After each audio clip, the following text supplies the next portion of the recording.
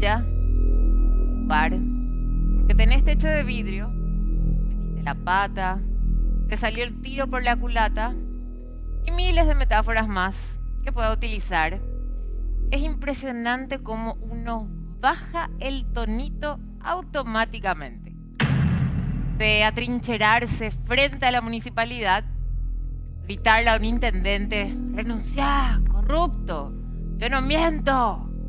Hoy vimos a un senador, al menos por una semana más, encogido de hombros, ensimismado, con el rabo entre las piernas y con el hocico partido. Estamos en condiciones de afirmar que la presión de Enrique Salim Busargui hoy estuvo en 12-8. Cuesta como seres humanos reconocer que sí, me equivoqué. Arrancamos.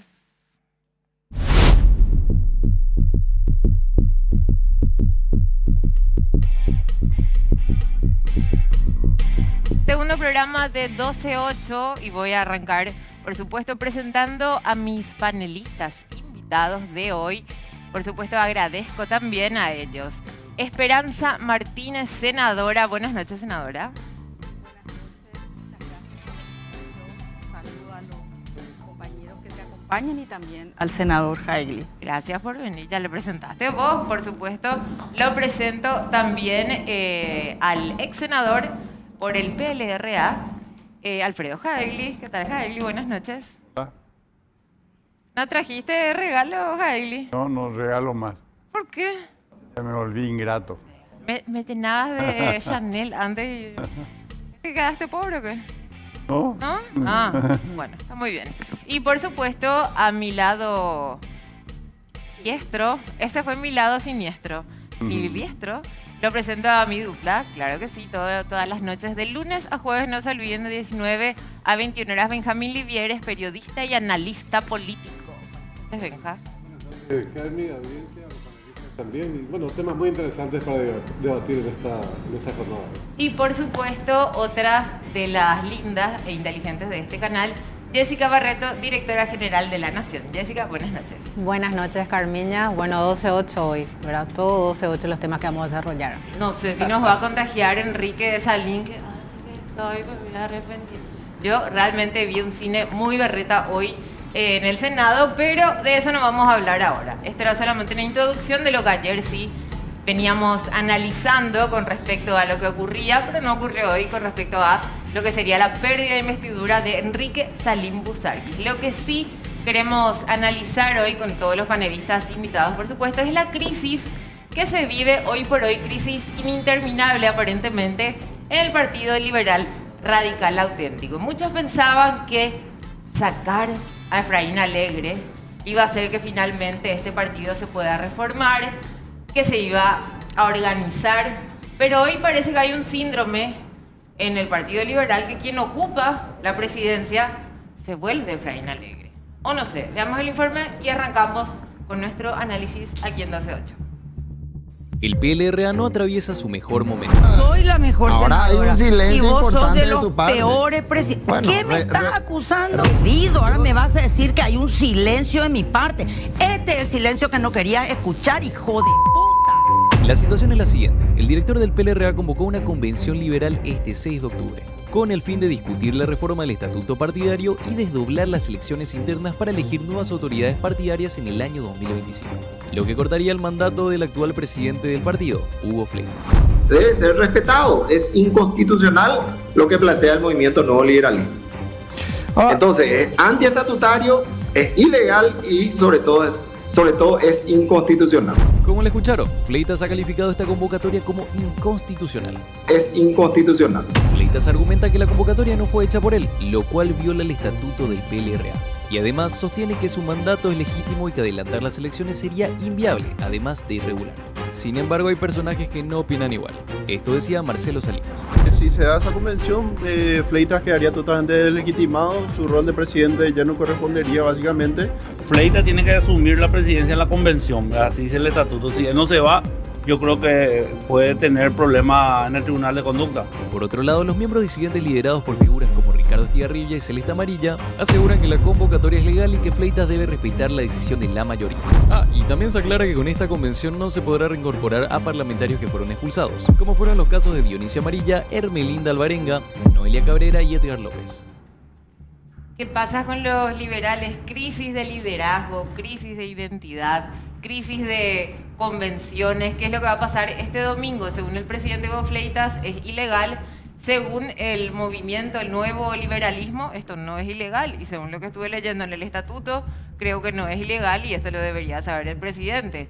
Arranco con Benjamín Livieres. Bueno, yo si fuera liberal, no conozco realmente lo que es la depresión, pero me sentiría deprimido. Porque es una crisis sin fin. Todas las organizaciones políticas atraviesan por crisis a lo largo de su historia. Eso es parte del desarrollo y de la evolución de cualquier organización. Pero no tener la capacidad siquiera de decir, pongamos freno de mano, discutamos cuál es la situación, por qué 3 décadas de fracaso acumuladas, por qué el último fracaso electoral cuando el Partido Colorado en teoría estaba en su peor momento, qué problemas tenemos a nivel de liderazgo y qué problemas tenemos a nivel de línea política, de estrategia política. Estas son las preguntas, no son las respuestas, obviamente, pero de eso se trata la forma o un método correcto de abordar las crisis, me parece a mí, y no es lo que hizo el PLRA y está en una situación que uno ya se pregunta si es una crisis más, una de las tantas crisis, o si es una crisis terminal como organización política. Y no quiere decir una crisis terminal de la corriente del liberalismo paraguayo, va a perdurar, pero de esta organización política también ya surge esa interrogante. Jaegli, obviamente como un gran liberal, estamos hablando del partido más importante de oposición, el Partido Liberal Radical Auténtico. No sé si preguntarte lo que decía Benjamín, ¿verdad? Si estás deprimido, pero ¿qué sentís hoy de que realmente este partido, tu partido, continúe en una crisis momentánea donde no se pongan de acuerdo, cosa que puede existir? Obviamente hay movimientos disidentes en cada partido, pero que de crisis en crisis y que solamente no se llega a ningún acuerdo y que no sabemos lo que va a ocurrir finalmente el domingo. ¿Qué te conteste? Hace 35 años que estamos en crisis. ¿Te imaginas? Cae la dictadura y nosotros no asumimos el gobierno. Y nosotros somos el decano de los partidos políticos. El primer partido político fundado en Paraguay. ¿Y qué querés que te diga? Yo creo que es un problema ya generacional. Tiene que haber un cambio generacional en el partido. También creo que ya no existen más esos partidos articulados, así como está el Partido Colorado, gracias a los funcionarios que tiene, a las posibilidades que tiene, ¿verdad? Yo creo que ya son candidaturas de personas que tienen que venir. Y hicimos un gran esfuerzo. En las últimas elecciones no pudimos sumar a toda la oposición. También yo dudo de la justicia electoral, ¿por qué no? Yo dudo de que las elecciones hayan sido, como decía Menem, que era mi amigo mío, me decía, pero Alfredo, en Sudamérica todas las elecciones son fallutas. Teniendo el sistema que tiene hoy la justicia electoral. Bueno, realmente la justicia electoral se salva porque, te imaginas, asume Lugo. Entonces ahí nos sorprendimos todos. Pero en las últimas elecciones, las encuestas no eran las que, ni remotamente las que sucedieron. Y la cantidad de votos no superó tampoco, o sea, no hubieron más votos metidos ahí, sino que hubo una división de la oposición. Entonces, ahí es donde yo no puedo asegurar de que no haya habido una ¿Y qué trampa. falló? ¿Qué falló en esas últimas elecciones? Y no sé. ¿El candidato? Pero te vuelvo a repetir. Yo no creo que el candidato tenía muy buenos índices en las encuestas. Efraín Alegre, Sí. por tercera vez que se volvió a presentar. Y Allende se presentó 5 veces. Y Lincoln 11. Pero mira, ¿con quién le estás comparando? Bueno, no sé, Me no- encanta. Bueno, algunos dicen que las comparaciones son odiosas, pero yo respeto. Claro. ¿Y crees que Efraín entonces va a continuar presentándose? No sé si va a continuar o no, pero la política es tan opinable. Lo que más gusta de la política es cuando vos te sentás y con un whisky o un vino bueno Ay, y sí, empezás ¿por qué a no hablar, hay eso acá? y ¿Viste? empezás a hacer... increíblemente siempre te equivocas. Pero Efraín no representa esa nueva generación que usted mencionó. ¿Quiénes serían? ¿Quiénes conformarían esa nueva generación? No sé. No tienen ahora. No hay. Vos hubieras no hay- pensado que Milei sería presidente de la Argentina. ¿Usted no? A mí, cuando me presentaron a Milei, que lo conocí acá en Paraguay, porque fui a una conferencia, pero ni remotamente yo pensaba que iba a ser presidente de la República Argentina. Ay, ya vamos a empezar a hablar de Milei, pero no irnos otra vez a Milei, ¿verdad? No, Porque a mí, acá a mí Milei me encanta. acá se nos... De 12.8 a... ¿Cómo era? 18. ¿Cómo era, senadora? A 50. 22-24. Senadora, ¿verdad? No va a dolarizar la Argentina. Sí. Senadora, en el momento que, ya que mencionaba justamente Jaegli, cuando Fernando Lugo gana las elecciones, justamente sin ser liberal, pero con una dupla liberal, en ese momento yo recuerdo que era Lugo, ¿cómo era que se decía? Lugo la esperanza, era como el Jesucristo que iba a venir a salvar este país. Gana las elecciones, nadie podía creer mucho, o sea, realmente ganar al Partido Colorado con la estructura, no sé si no era la candidata ideal en ese momento, la que tenía el Partido Blanca. Colorado, pero cuando gana Fernando Lugo, con esa dupla, eso funciona, era el candidato, hay que formar, como dice Jaegli, nuevos líderes, es una cuestión generacional, o el Partido Liberal para usted está fundido, perdón. Bueno, yo creo que en política hay que analizar los contextos y la historia. No es que todas las cosas se pueden encasillar. Fernando Lugo vino en un momento importante que se dieron varios elementos. En primer lugar, una crisis dentro del Partido Colorado, y eso dividió las aguas dentro del Partido Colorado. No hay que olvidarse que estaba el general Oviedo, que fue una tercera fuerza que también dividió al Partido Colorado.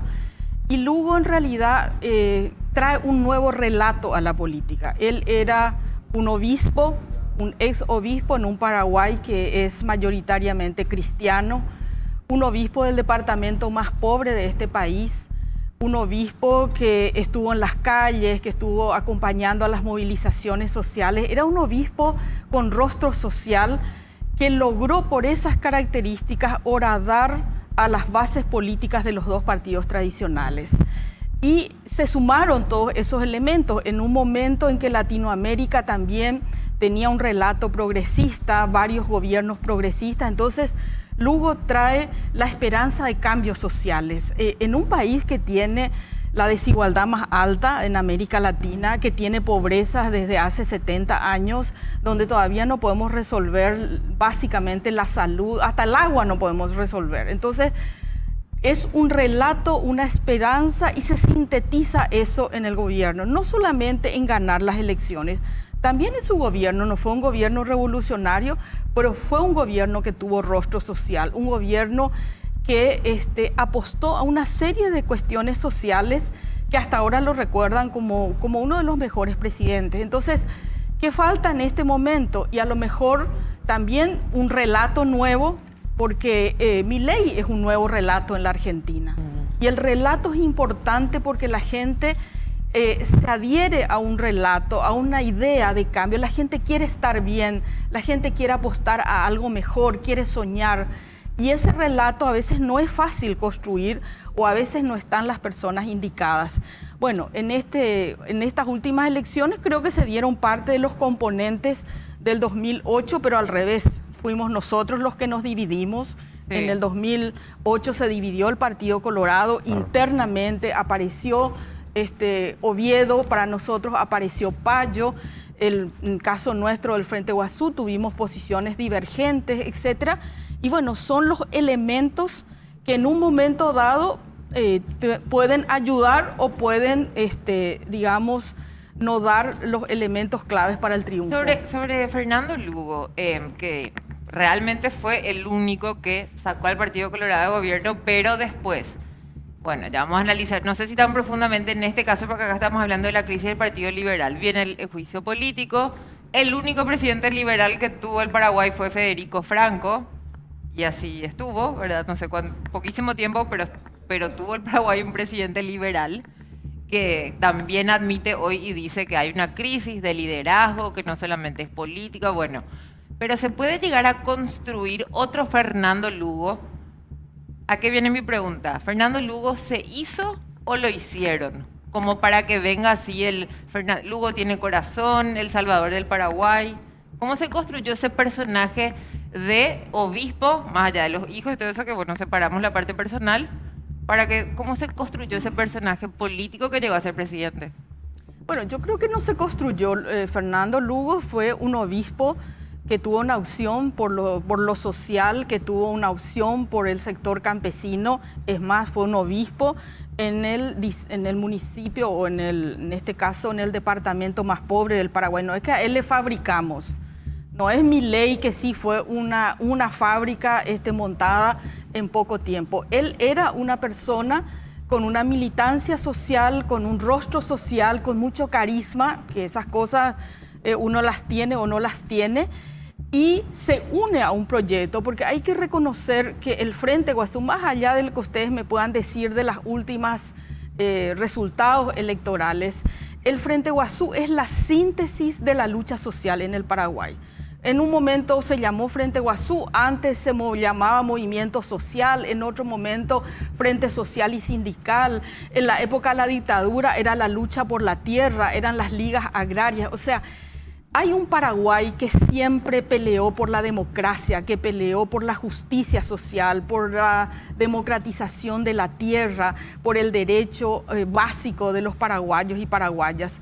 Y en eso tenemos mártires, hay gente que perdió la vida, hay gente que fue exiliada, que fue torturada en los tiempos más oscuros, pero siempre hay liderazgos sociales, liderazgos políticos, desde lo territorial hasta el nivel nacional, que existió siempre en el Paraguay. O sea, que se dio en el 2008 como, digamos, ese acuerdo que permitió que entre Fernando, y Fernando hizo lo que hacía como obispo, pero en ese momento ya en un rol político que lo fue aprendiendo. Él mismo lo decía, yo no vengo de la política, vengo del trabajo pastoral, del trabajo social, y creo que Fernando Lugo logró sintetizar, y yo siempre les recuerdo a los colorados que Fernando Lugo fue el que hizo el gobierno más democrático, porque él tuvo colorados, tuvo liberales, tuvo comunistas, tuvo sin partidos políticos, desde un extremo a otro, como debe ser la democracia, convocar a la mejor gente para gobernar siempre con una línea política donde todos pueden colaborar. Pero después tenemos esta idea de que si no sos colorado, porque en los gobiernos colorados, hasta ellos se persiguen entre ellos. Si vos no sos de la línea oficialista, le persigue al que está en la llanura, etcétera. Entonces, hay disidencia, eso es lo que yo decía. Exacto, entonces la democracia es una tarea pendiente en el Paraguay desde siempre. Yo creo que la discusión sobre el gobierno de Fernando Lugo es pertinente en relación a la situación presente de la oposición y de las fuerzas opositoras. Porque a veces es un abuso hablar de la oposición en general, porque tiene distintos protagonistas con distintas líneas, orientaciones y prácticas políticas diferenciadas. Pero usemos el concepto más amplio de la oposición. Me parece que nunca se examinó, por lo menos de manera pública, con suficiente rigor, qué pasó durante el gobierno de Fernando Lugo, por qué se ganó y por qué se perdió, ¿verdad? Y hay cosas que saltan a la vista que, sin embargo, a mí me parece que nunca se tomaron en consideración. Es la primera vez y única vez que desde la oposición se desarrolla un relato, un mensaje político o un programa por la positiva que no se basa en la fobia exclusiva al coloradismo. El ANR nunca más, el Frente Anticolorado. Ese es el discurso que acompañó a casi todas las fuerzas opositoras durante todo el periodo, toda la etapa democrática, y fue un fracaso, excepto en el 2008. Sin embargo, después del 2008 se retoma otra vez la línea general anterior, y de vuelta que el coloradismo, dentro del coloradismo, Cartes es el demonio. Eso no atrae, evidentemente, no convoca, además del tema del liderazgo, porque un obispo de prestigio popular como era Lugo es una combinación perfecta. Desprestigio de una organización política, por un lado, divisiones, por otra parte una persona muy atractiva en cuanto al liderazgo, y una alternativa política que no era la que se presentaba como enemiga hostil al coloradismo. Claro que cualquier fuerza opositora tiene que diferenciarse del Partido Colorado porque es partido de gobierno, pero esa no puede ser su estrategia principal. Y sin embargo, esa elección creo que nunca no se terminó de asimilar. Y lo otro es también las relaciones entre las fuerzas opositoras, porque en mi opinión es imposible coexistir o armonizar un proyecto común entre fuerzas de izquierda y fuerzas de derecha, que son las que en gran medida tenían el timón o querían tener el timón de los proyectos electorales posteriores con Efraín y otra gente también. Entonces son dos discusiones que me parecen, y eso determinó la caída de Fernando Lugo en su momento. Si no, no hubiera caído Fernando Lugo. Con lo que decís, si bien después de Fernando Lugo estuvo Federico Franco, podría ser que a partir como de... golpista. Claro, como golpista, como sea, pero bueno, Fernando Lugo es destituido por juicio político. Ingresa como presidente el vicepresidente. Después de las elecciones vienen las otras elecciones y el Partido Colorado vuelve a ganar. Y vuelve a ganar y vuelve a ganar.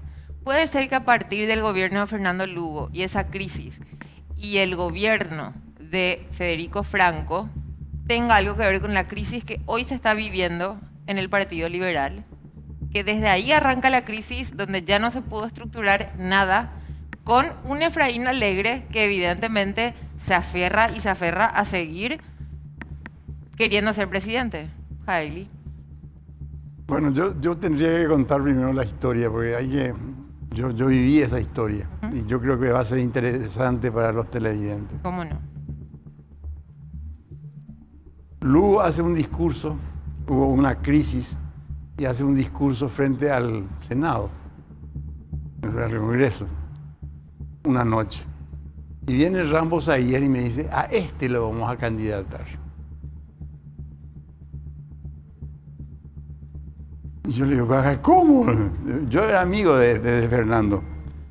Yo me iba a San Pedro, me iba a la parroquia a verlo. Éramos amigos, ¿verdad? Siempre fuimos bastante amigos. Y le digo, a Fernando Lugo le va a venir. ¿Cómo? No, a este. El primero que dijo fue Rambo Zaguier. Después vienen y me convencen a mí. Nosotros íbamos con Federico Franco a los mitines políticos, y el liberal es muy respetuoso, dice, bueno, y por alguien de candidato, pero después te ibas a la reunión pequeña y te decían, Pepa Ina y por ahí.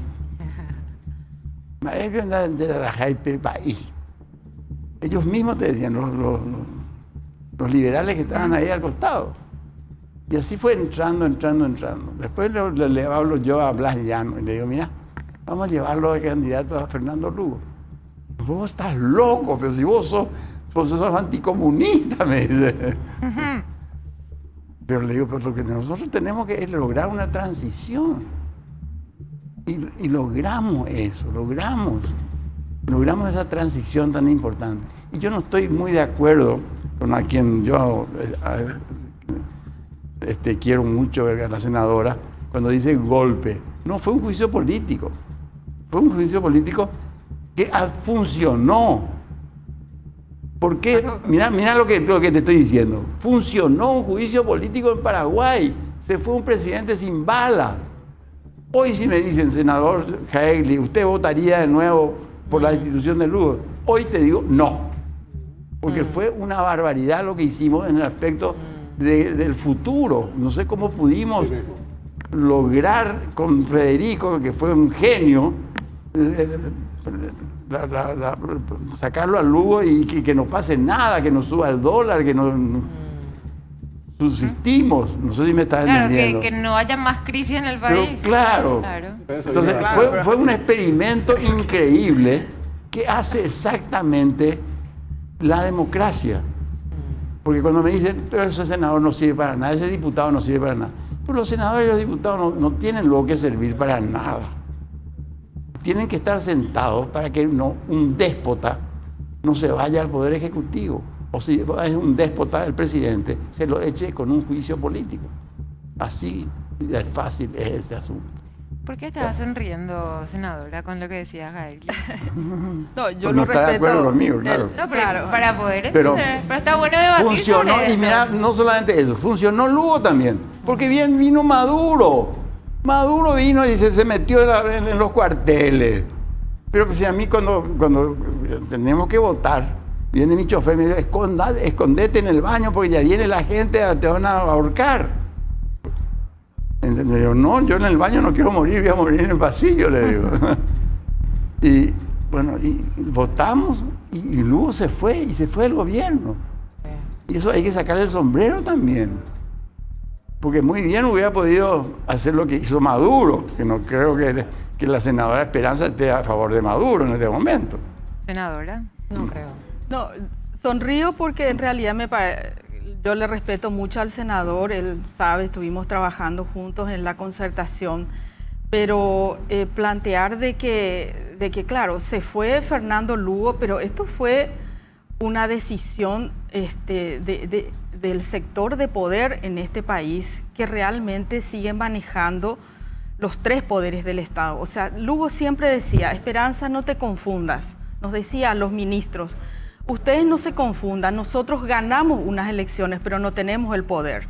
No manejábamos el poder legislativo, creo que teníamos 2 o 3, teníamos una diputada y un senador y después aliados que finalmente nos traicionaron, pero legítimamente como parte, digamos, de nuestro sector político teníamos uno de 45 y uno de 80. No manejábamos el poder judicial, ¿verdad?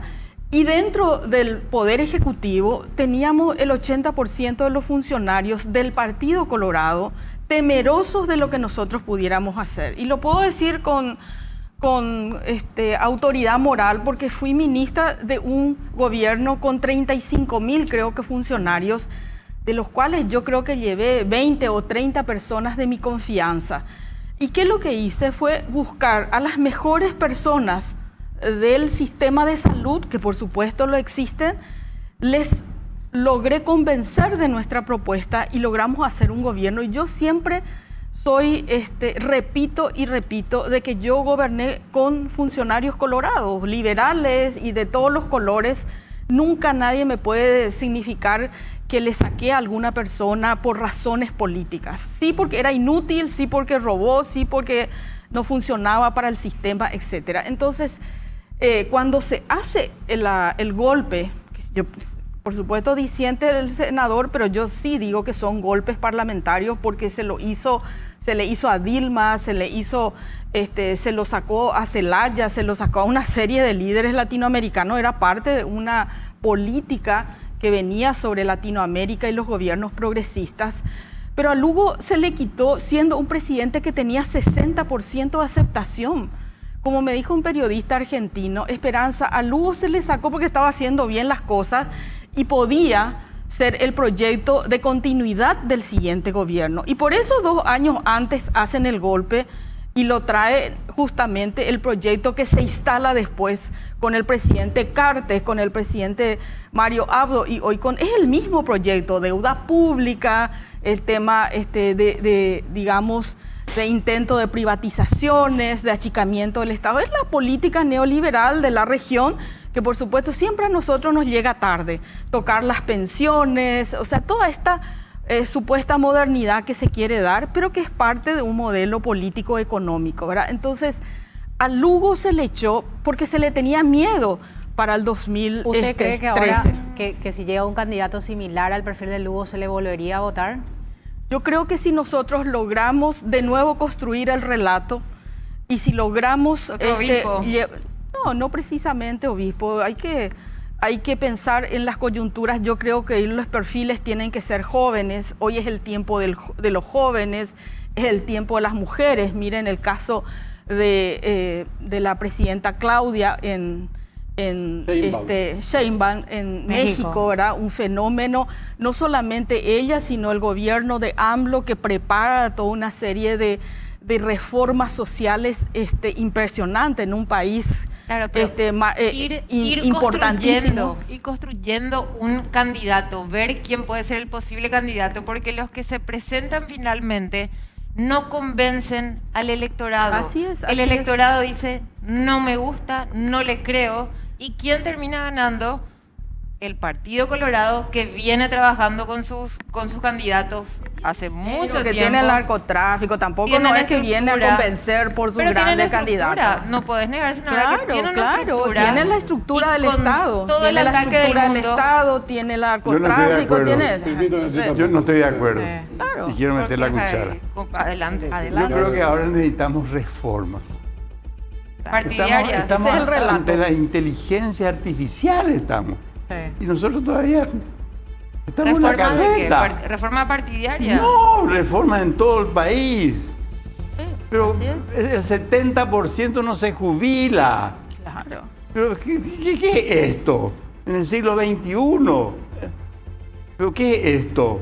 La mitad, el 50% no gana ni el salario mínimo. Por favor. Ese es el relato. Ahí es donde tenemos que ver. Y yo creo en los grandes arreglos, porque la democracia, así como en el Paraguay, nunca lo hubo. Cuando me dicen, no, la época liberal, demócrata, eran ilustres. Pero ¿qué democracia va a haber? Si nos peleamos entre los liberales en la revolución del 22, casi nos matamos todos. Pero de parte de la democracia también poder debatir. No, pero ¿qué nos debatíamos a balazos? Balazos. Pero me estás peleando otra forma. Los primeros 15 años fueron no sé cuántos gobiernos liberales hubo. Pero claro, entonces acá lo que nosotros tenemos que darnos cuenta es que el próximo gobierno tiene que hacer un gran arreglo. Tenemos que empujar el país. Porque la idiosincrasia del paraguayo es muy conservador. El paraguayo es muy conservador. Sí, pero para empujar, con Lugo, el país hay te que quiero tener contar. Proyectos. Con Lugo yo le decía muchas de las cosas. Sí. Por eso, desgraciadamente, nos peleamos después con Lugo. Pues yo le decía, hace esto, hace. Él estaba libre para hacer, pero no quería hacer, no tenía miedo de hacer. Que crecimos como nunca, jamás crecimos con Lugo 14%. ¿Vos te divertías con Lugo, Jaeli? Un segundito. No. Yo creo que el tema... Bueno, primero que creo que hay que aprender de la historia. No creo en los fenómenos así espontáneos que surgen de la nada, sino tiene su historia la cuestión. Me parece que del gobierno de Lugo, insisto, no se sacaron conclusiones importantes. Una especie incluso, se puede tomar a mal, pero no es mi idea, de síndrome de Estocolmo, porque los traicionados terminaron aliándose nuevamente a los traidores. Y eso siguió durante un periodo hasta la fecha, hasta este momento. Si el Partido Colorado gana, yo creo que gana por varios motivos. Uno de ellos es la inercia del poder, toda la estructura que eso supone, el ejercicio mismo del poder, y tiene una hoja de ruta que puede ser cuestionada de cabo a rabo, pero que tiene una hoja de ruta. Así. La oposición, siempre abusando del concepto oposición, no tiene proyecto. Ni se divisan proyectos de las fuerzas que componen la oposición, es decir, de las distintas fuerzas opositoras. Si hubiera proyecto, ni se estarían planteando un frente electoral único. Estarían revisando cómo reorganizar sus filas en torno a sus propias ideas, sus programas, para después decir en base, estos son los puntos comunes que podemos empujar juntos o no. Pero ¿cómo hacer una discusión? Empezar al revés la discusión. Sí, vamos a hacer gobierno en el 2028. ¿Qué les parece la idea, muchachos? Qué linda. ¿Y la guita de dónde sacamos? ¿Y el candidato cómo fabricamos? Eso no es política. El Partido Colorado les va a basurear los próximos 500 años con esa política. Si bien, yo coincido con Benjamín, por eso que yo estoy totalmente en desacuerdo de hablar ahora de candidatos. O sea, ¿quién es el candidato? A mí en todos los, a partir de que se inician, digamos, el nuevo periodo, no hay periodista que no te diga, ¿y quién va a ser? ¿Y a quién le van a apoyar? Aquí basta de candidatos o candidatas. Eso va a surgir en su momento. Lo que tenemos que debatir es la propuesta. Sí. Y eso es lo que estamos haciendo. Probablemente todos los días nos salimos aquí en el programa Gen o nos salimos en otro, pero no vayan a subestimar a la oposición. Sí estamos trabajando. No solamente estamos trabajando una propuesta, estamos trabajando equipos que puedan llevar adelante. Y cuando tengamos definido esas propuestas y debatido con todos los sectores, entonces veremos quiénes se alían o no. Y más allá que ganemos o no, vamos a ir construyendo la propuesta que sea alternativa, no la alternancia, la alternancia. Y eso es una lección aprendida, como dice Benjamín. Ahora, como usted dice, nosotros no vemos, no sabemos lo que ustedes están pero trabajando. es todos los días vemos candidatos que se pelean por ser el presidente y no el vicepresidente o quién va a llegar. Eso por un lado. Nosotros estamos en condiciones hay luego. Un sector que sí lo está haciendo. Enseguida vamos a hablar con lo del PLRA. Pero lo que vos decís, Esperanza, me parece fantástico. Por eso también hoy existe este espacio llamado 12-8, donde le queremos invitar a todos, al liberal, al colorado, a los del Frente Guazú, para que justamente vengan a decirnos, estamos haciendo esto, no estamos haciendo esto, para que nos digan más, no tenemos espacio, no tenemos nada que contar, no nos dan lugar. Por eso justamente desde ayer estamos con este nuevo espacio, de lunes a jueves, como digo, hasta de 19 a 21 horas, para que evidentemente vengan y nos cuenten esto. Como dice Jessy, no vemos, no sabemos, vemos que se siguen peleando. Bueno, para seguir con el tema de la crisis del PLRA, nuestro compañero Fabricio tiene material preparado, pero esto lo vamos a ver en el próximo bloque aquí en 12. Continuamos. ¿Está bien? Mira, ya me interrumpe Jaeli. ¿Qué pasó? ¿Quieres Quiero poner mi pacto de la Moncloa. ¿Por qué? Pues yo creo que sí, pero este país necesita un pacto. ¿Me puedes dejar terminar con un ratito conducir y después te doy la palabra? Bueno. Muchas gracias. Te dejo. Bueno, continuamos en 12-8. Me encanta, Jaeli. Yo creo que vos tenés que conducir conmigo y yo me siento un ratito también ahí. Tenemos un segmento especial que queremos compartir con todos ustedes. Adelante, por favor, nuestro compañero Felipe Goroso, analista político, politólogo, está más flaco, hace CrossFit, no sabemos, impresionante, está más joven. Adelante. Y este segmento llamado Pasillos del Congreso. Ya, me olvidé. Pasillos del Congreso.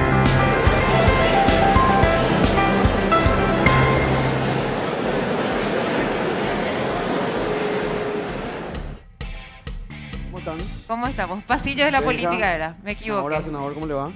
Hola. Qué flaco que está, Felipe. Me tenés cara conocida. Tengo a algún lado yo, a la madrugada, solo ver. Flaquísimo ¿Cómo está, estamos? ¿Cómo le Felipe. va? ¿Qué hiciste? Flaquísimo Y está. sigo tus pasos. ¿Qué haces? No hago nomás CrossFit, pero alguna cosa así. Bueno, ¿de qué se trata Pasillos de la Política para que entendamos un poco? Los senadores acá presentes saben que muchas cosas no se dicen. O sea, hay cosas que uno tiene que contar únicamente, ¿verdad? Aunque sea como versión, vamos a contar, ¿verdad? La trastienda la política, ¿verdad? Que a veces es la parte más jugosa y más divertida, ¿verdad? Esto O sea, él sería... le asienta con la cabeza porque sabe que tengo razón y porque así funciona la política. Cosa que uno no va a decir en públicamente, no le va a decir un Ahí es periodista, donde se cocina todo. ni por si acaso, ¿verdad? Pero más o menos pasa por ahí la cuestión. Sería rumores de pasillo. Sí, rumores, versiones. Hoy, por ejemplo, se concretó... Adelante. Hoy, por ejemplo, se concretó la vuelta de la diputada Irina Villanueva de Concepción. Hay que recordar que ahí hubo ahí un roce, si querés, ¿verdad? Con el oficialismo. Había una molestia que era cierta. Y que, bueno, hubo un proceso, un trabajo que se hizo de casi orfebre en mucho silencio. Porque muchas veces esto, cuando vos exponés a los medios de comunicación, a veces se descompone, ¿verdad? La vuelta de ella a Honor Colorado. Al oficialismo, ¿verdad? La senadora de naciente porque sabe también que a veces es mejor trabajar en silencio, como mencionaba ella con la oposición. Y se dio su vuelta al oficialismo después de unas semanas donde estuvo alejada ciertamente. Y se hizo oficial con una foto en Brudicharoga, nada más y nada menos, ¿verdad? Con Peña, con Aliana, presidente y vicepresidente, y también el presidente de diputados, Raúl Latorre, ¿verdad? Que fue una de las personas que más articuló ahí, hizo un poco el trabajo de Orfeo, que es traerla de vuelta al oficialismo luego de su molestia, ¿verdad? Que repito, era real, ¿verdad? Y que bueno, se da, y yo creo que vamos a entrarnos en más cosas respecto de esto porque algún esfuerzo hubo de ambas partes. Ambas partes se dieron, se hicieron gestos políticos. Ella no quería que se le mime nomás para... No, Carmen. Vos sabés que muchas veces no pasan solamente por la plata, pero pues minimizan y creen que es la plata nomás el problema. Y no es la plata nomás. Mi problema es la plata. No, muchas veces no tiene que ver con el mismo político, ¿verdad? ¿De qué vos te reís? La política no todo es la plata. La política del arte de mimar. 99% no. Es casi todo.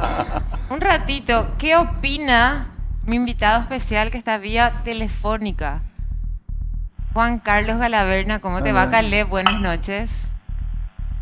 Muy buenas noches. Qué gusto verte de nuevo, Carmiña. Éxito en el nuevo emprendimiento. Gracias. Saludos para los integrantes del equipo periodístico y también para la senadora Martínez y mi estimado amigo, uno de los pocos liberales que sobran en la República, el gran Alfredo. ¿Qué opinás, Caleb, de esto recién nomás? Después quiero entrar contigo en otro tema. Que no siempre el problema es la plata en la política. Claro que no. Es una herramienta necesaria, sin ninguna duda. Pero si la política puede ser definida solamente por la plata, no sería política. Además, senador, buenas noches, antes que nada. Además, senador, creo que también es un error común minimizar nomás todo a la política, perdón, a la plata, ¿verdad? O sea, parece que es el lugar más común de decir, un tema de plata nomás es. En todo, ¿verdad? En campaña, en gestión, en todo. Y muchas veces también pasa por otro lado, ¿verdad? Decía yo recién, el arte de mimar no es la política. Mimar hasta macho, decía el doctor Argañez. No quise decir yo eso, pero lo dijiste, vos completaste, ¿verdad? Pero sí, por ahí pasa. Juan Carlos, yo quería aprovechar la comunicación para hacer dos consultas puntuales. La primera tiene que ver con este tema que se da alrededor del senador Salim Busarquis. Bueno, hay todo un debate al respecto. Vos tenés muchísimo oficio político y en el Congreso en particular. ¿Cómo crees que debe resolverse ese tema en particular? ¿Pensás que corresponde retirarle la investidura a Busarquis o no? No voy a caer en lo que se está haciendo costumbre de dar vueltas y vueltas para contestar una pregunta como la que me plantea Benjamín. Por favor. Corresponde la aplicación de la previsión constitucional de pérdida de investidura.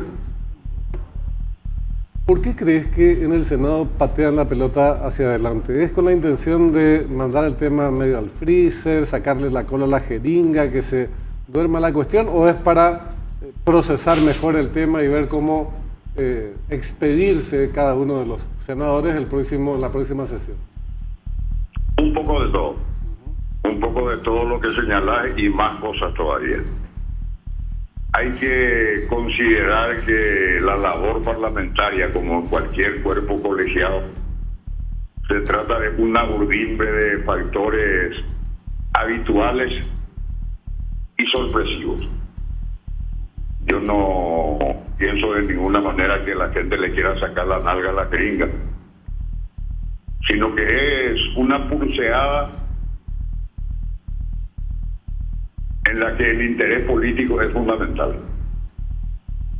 Mucha gente confunde un proceso de pérdida de investidura o un juicio político con un proceso judicial, cuando que son cuestiones absolutamente diferentes. Entonces yo creo que en este momento lo que está pasando en el Senado es que se está calibrando, se está tomando la temperatura de la situación. Seguro que se están negociando cuestiones importantes. con todas las especulaciones que permite una situación como esta. Y esa sonrisa de Caegli certifica lo que estoy diciendo. Es un juego que no tiene reglas fijas. Hay variables extraordinarias. Y aprovecho para hacer esta aclaración. Cuando dije que Alfredo es uno de los pocos liberales que quedan, me refería al aspecto ideológico, y lo digo con toda seriedad. Junto con Porque ahora Gonzalo tenemos Quintana. liberales de todos los modelos. Hasta liberales izquierdistas. En una flagrante contradicción terminológica para empezar. Alfredo es un liberal convencido, ideológicamente plantado en su línea política. Así como decía, ya que está ahí la doctora Martínez, que para mí el izquierdista en serio en el Frente Guasú, al menos en la presencia en el Senado, estuvo siempre representada por el compañero Hugo Ríguez, que lastimosamente ha dejado de pertenecer al Congreso Nacional. Además, senador, hay también un elemento ahí vinculado a lo de Busarqui en el Senado, ¿verdad? Tiene que ver con lo siguiente. Él no solamente es un senador, hay que recordar que también tiene su representación en diputados, donde tiene una bancada que ciertamente le responde con alguna frecuencia, con alguna solidez. Por eso que el cálculo que mencionaba, aquello de que no solamente es sacarle nomás a Salim Busarqui del Senado, no es tampoco tan sencillo, me parece. Otro factor más que seguro se estará considerando en el tablero de este anunciado proceso que no se inicia en la parte formal al menos, pero es un tema que ocupa al Congreso, en particular al Senado, y nos ocupa a toda la gente que estamos en el quehacer político. Y además creo que es casi podría llegar a ser un ejemplo de cómo pueden cambiar, eso que mencionabas vos, cómo es cambiante, eso que dicen famoso y cambiante la política, porque convengamos que él tenía el toro por las astas hasta que Nenecho le muestra unos chats y se va todo a lo mazo, ¿verdad? Es que decíamos eso hoy, como de estar a punto de perder su bancada hace que baje el tonito. Incluso decía yo, hoy por lo visto su presión estuvo en 12.8. No sé si pudiste ver, Calé, su arrepentimiento, su pedido de disculpas, cómo estaba ensimismado con los hombros entrecaídos. ¿Le creíste, Calé, este pedido de disculpas después de todo lo que gritó la semana pasada frente a la municipalidad y ya frente al intendente? Sí, creo que está poniendo o ha puesto cable a tierra el día de hoy. Porque esto me lleva a mencionar que al día siguiente del escándalo producido con el atropello de Busarqui a Nenecho Rodríguez en su despacho de intendente, estuvo todavía más violento en sus declaraciones a los medios periodísticos. Voy a ser la peor pesadilla de este gobierno. Bayo Púa va a quedar a la altura de un poroto frente a mí. Y yo decía, pero hasta este grado de torpeza se puede llegar, porque van a ser sus fiscales y jueces sus pares, y él le estaba nuevamente atropellando. ¿Te imaginas que presentó con una soberbia y una prepotencia absolutamente desatinada? Presentó un proyecto para supuestamente declararle corrupto, no se ganen hecho. ¿Te acordás? Sí, se va a corregir actitudes, y ojalá que tenga en serio la actitud de corregir, pero eso no significa que se deje de lado lo que hizo. Lo hecho está. Pongo de testigo a la senadora Martínez, porque compartíamos entonces el Senado, cuando el caso del senador Dionisio Amarilla, uno de los que encabezó, o el que encabezó lo que yo consideré en ese momento una patota de votante para echarlo del Senado, porque la pérdida de investidura es un nombre chuchi de que te echen la patada del Senado en este caso. Decía y intento completar recordando que él fue uno de los cabecillas de esa burda expulsión del senador Dionisio Amarilla del Congreso paraguayo. Directora, ¿me permite dialogar con Calé? Pero por favor, adelante. Calé, Benjamín también. ¿pero no te parece increíble que exista ese artículo constitucional? Quiero desviar un poco el problema, ¿verdad? Quiero ir un poco más al horizonte. ¿Cómo puede existir un artículo constitucional en donde 23 senadores echan a patadas a su colega. ¿Qué clase de constitución? ¿Qué estaban haciendo los constitucionalistas en ese momento cuando trataron ese artículo constitucional? Pero es como degollar a la democracia. No puede existir eso. Solamente por ese artículo yo haría una constituyente para cambiar. Disculpame que te diga, que sea malo el diputado, que sea malísimo el senador, me importa un rábano, pero no lo podés sacar.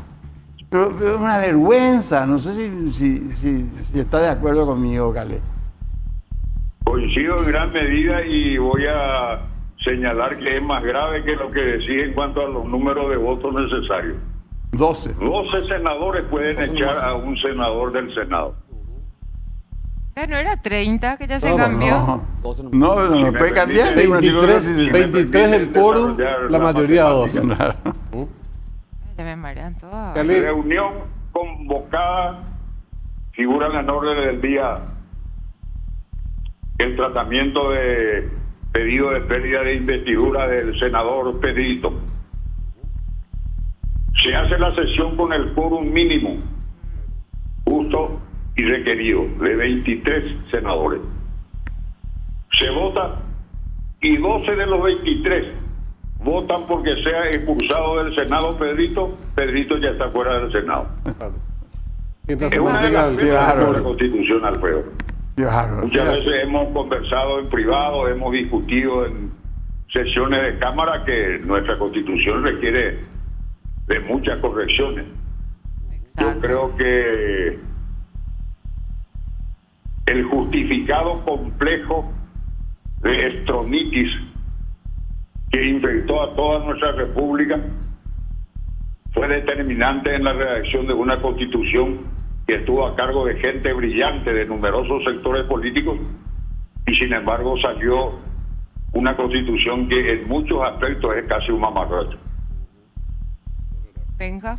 La segunda consulta que quería hacerte, Calé, en tu condición de vicepresidente de la ANR. Dice la senadora liberal Celeste Amarilla, hizo mención a que se está colmando la paciencia de la gente con todos los excesos que están cometiendo los legisladores oficialistas y advierte, cuidado que la ANR no le obligue al pueblo a otro marzo paraguayo. Están estirando demasiado la piola. Y agrega también más adelante, es cierto que los liberales no saben ganar elecciones, pero sí saben desestabilizar gobiernos. Te hago la pregunta no porque tenga peso político o gran peso político, la senadora Amarilla sabemos que se caracteriza por sus tabuconadas políticas y cosas por el estilo, pero es senadora y es miembro del directorio de un partido y tiene mucha presencia mediática. Y esto dice de la ANR. ¿Vos qué le responderías a ella? Ya me cagaste la respuesta que te iba a dar al decir que no tiene trascendencia política.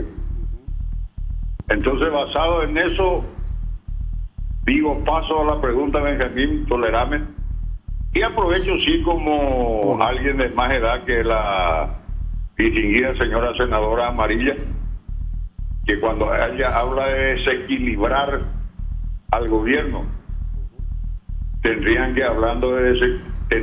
ella, hablando de desequilibrar, de lograr su equilibrio emocional primero y después charlamos.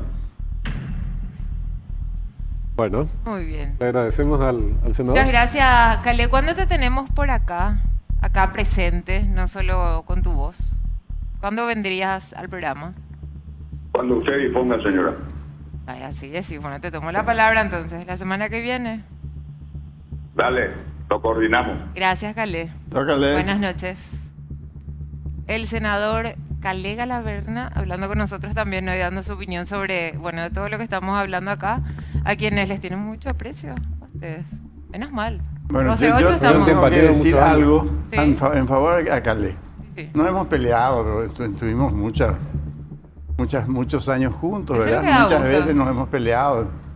Pero si yo fui presidente del Congreso, le debo a Calé. ¿Por qué?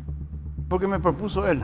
Yo era vicepresidente primero, se lo saca Oviedo, y entonces se podía elegir a un presidente o asumía yo la presidencia. Y el que me propuso fue Calé. Y en mi partido muchos no querían. Tengo que decir, esa es la verdad.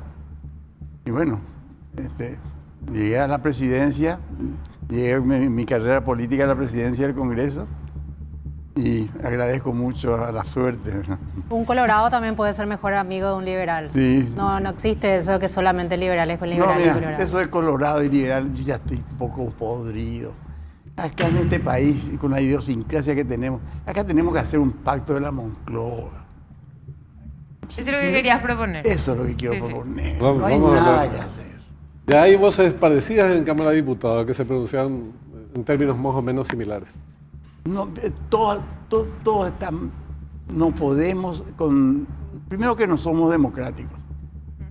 ¿Por qué no somos democráticos? Porque nuestra idiosincrasia, por culpa de la guerra del 70, porque las mujeres nunca tuvieron padres, ¿verdad? Maridos, porque tenían 12 hijos, a zapatillazos se los tenía que criar, tenemos una educación vertical completamente. Nosotros, la democracia no entendemos lo que es la democracia. Mira lo que te estoy diciendo. Y cuando no se entiende qué es la democracia, tienes que arreglarte, hacer un acuerdo. Nosotros tenemos que, cuando me dicen que el país está creciendo 4%, ¡4%! La China creció durante 30 años 18%. Y es la China. Y ahora, ¿por qué no puede haber eso? Y le consulto a los dos. Porque hoy por hoy la política ya no se trata de justamente un servicio a la comunidad, al pueblo, sino que es un servicio propio, que busca un interés propio. Es un problema generacional. Lo primero que les quiero explicar algo que no sé si saben. Por primera vez en toda la historia universal hay 3 generaciones en un mismo periodo. El de 4 años hasta el de 18 años es una generación que no le entiende ni un poquitito a los de 24 hasta los 45 a 50 años. Son tribus diferentes. Vos Carmilla, estás en esa tribu. No, vos no le entendés a esos millennials. Pero yo tengo 38. Y bueno, entonces estás ahí en ese... Y a los viejos, y estamos otra vez en el periodo de los viejos, de los de 60 a 100 años, ¿verdad? Eso sí que ya están absolutamente... Esos son tribus lejanas. Senadora, ¿vos entonces, crees en una nación que está viviendo 3 generaciones, ahí es donde nosotros tenemos que darnos cuenta que necesitamos un pacto. ¿Qué le estamos diciendo a esos chicos jóvenes? A esos que se ponen short negro y remera negra. ¿Qué le estamos diciendo nosotros? Nada. Que no se van a dialogar, senador. No hay capacidad de diálogo mínimo. Senadora, ¿vos crees que lo de Busarqui se arregla, digamos, se enmienda con ese pedido de disculpa que él hizo? O sea, ese gesto que dio hoy, si querés, o creo que te va a terminar saliendo del Senado finalmente. ¿Qué te dijo él a vos? Bueno, ¿hablaste con él así en privado, digamos? No, el problema no es lo que él diga o lo que no diga, sino no, que... sí, tiene mucho que ver con eso, ¿verdad? ¿Qué acuerdo toma el Partido Colorado, verdad? Si es que en realidad quiere llevar otra vez bajo sus espaldas una pérdida de investidura con menos de 30 votos de su reglamento que ellos plantearon, que ellos votaron y que no respetaron con Katia González. O sea, hoy ellos no tienen 30 votos. O sea, que la propuesta, si el Partido Colorado persiste, va a ser sobrevolver a atropellar el reglamento que ellos, reitero, ellos hicieron. No sé, lo más grave de esto sería que el Partido Colorado intente tenerle al senador. Yo prefiero que si lo quieren sacar, lo saquen la próxima semana. Creo que el senador Busarqui va a tener más oportunidades de salir y hacer oposición desde fuera del Parlamento. Tampoco se va a morir por eso. Tenerlo domado, digamos. Claro, o sea, ¿por qué creer que eso... responsabilizás al Partido Colorado? En realidad, esta es una responsabilidad primigenia de la oposición. Es un miembro de la oposición el que protagonizó los actos de público conocimiento. Responsabilidad. Entonces, la pregunta es, ¿cuál es la posición de ustedes frente a eso? Y la posición nuestra es que si hay algo, irregular, o sea, Yo soy parte, como dijo el senador Calé, de los parlamentarios que en otro momento hemos hecho pérdida de investidura, colega. El caso concreto de Dionisio Amarilla, y ya lo he dicho en otras oportunidades, fue un exceso. Pero no un exceso se combate con más excesos. Lo que se hizo con Katia es otro exceso. No podemos seguir, es solamente de necios persistir en el error.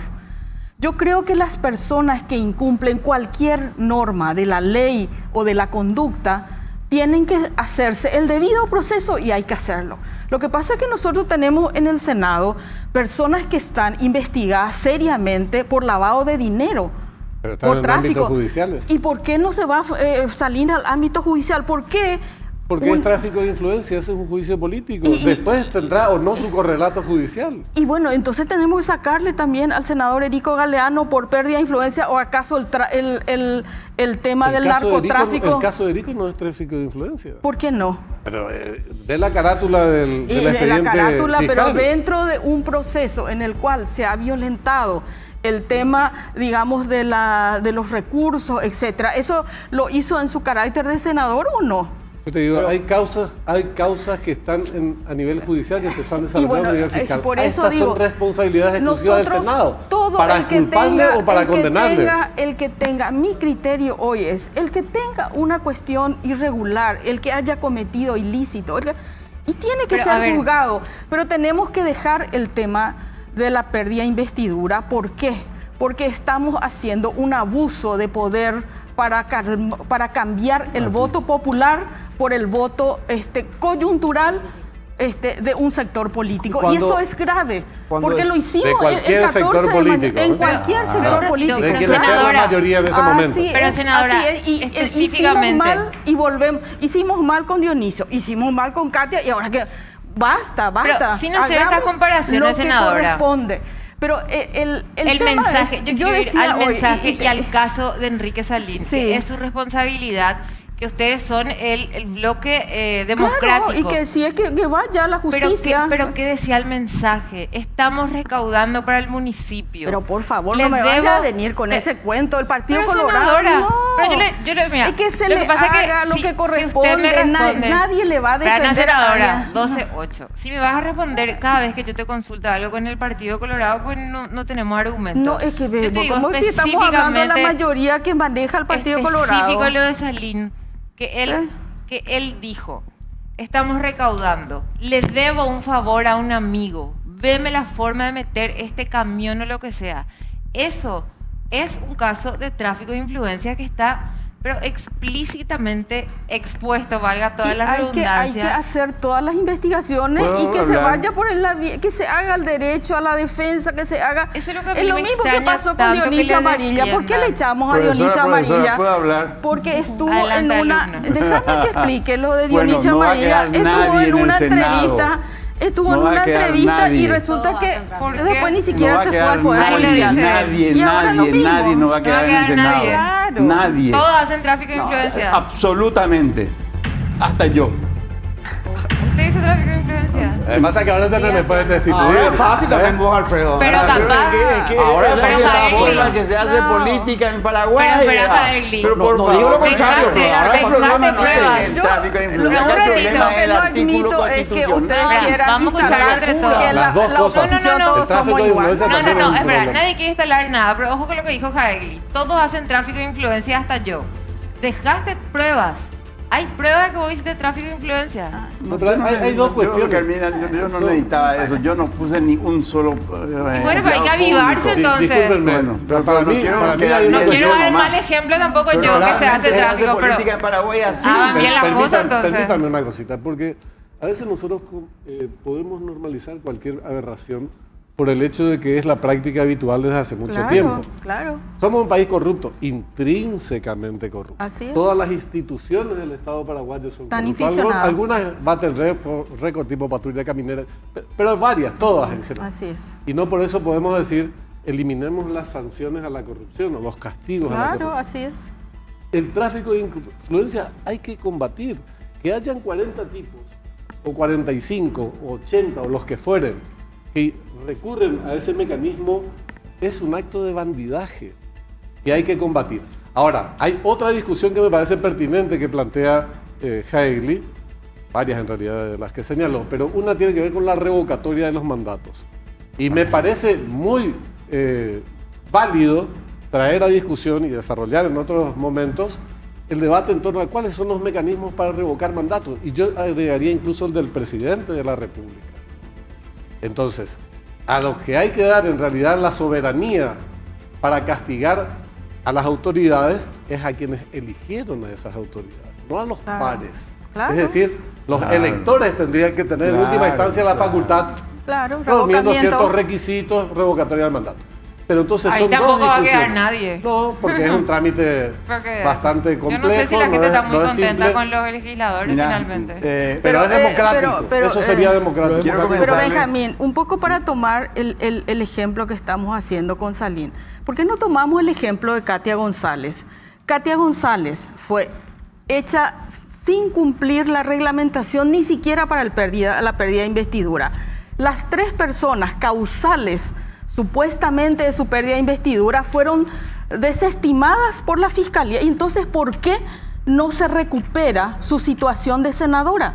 Si se demostró que se equivocaron. ¿Se puede revertir eso? Pero claro que se puede revertir. Pero entonces también tenés que resarcirle a Dionisio, a Mirta Gusinki, a Bajac, y dale que te dale. Claro, porque ellos ya no se puede, lastimosamente. Ya no se puede, pero Katia González sí se puede. ¿Me entendés? ¿Por qué se quiere plantear que sí tenemos que continuar con una práctica que el 14 de febrero lo hicimos irregularmente? Eso lo va a decir la Corte, no lo dicen los fiscales, discúlpame. Si el Senado quiere, el Senado hizo una resolución que puede cambiar por otra resolución. Correcto, pero si fue una decisión política. La propia Katia recurrió a la Corte. Claro. Bueno, vamos a esperar que decida la Corte, a ver qué dice la Corte. Y después veremos qué hace el Senado. Pero los que hicieron, los responsables políticos de esto pueden resolverlo el próximo jueves. ¿Quién te dice que los fiscales tienen? ¿Cuántas veces se revocaron decisiones de fiscales en nuestro país?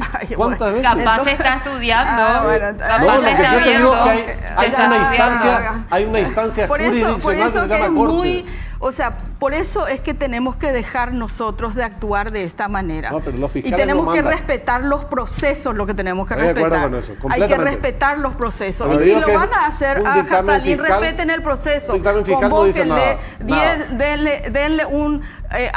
háganle un alegato, convóquenle, den 8 días de cosas. Hagan todo el proceso. Yo creo que le van a hacer todo ese proceso. Pero ustedes tendrían que propiciar eso.